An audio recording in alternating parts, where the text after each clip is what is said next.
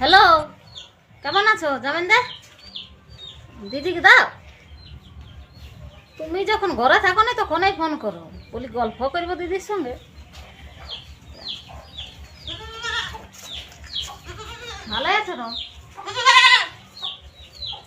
আসবে তাহলে একবার ঘুরতে।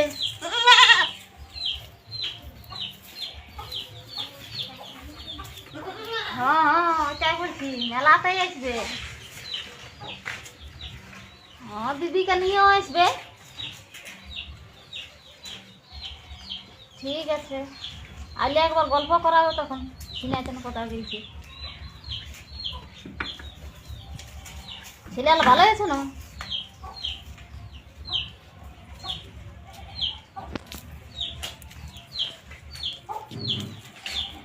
জল থল দিবে নাই রে।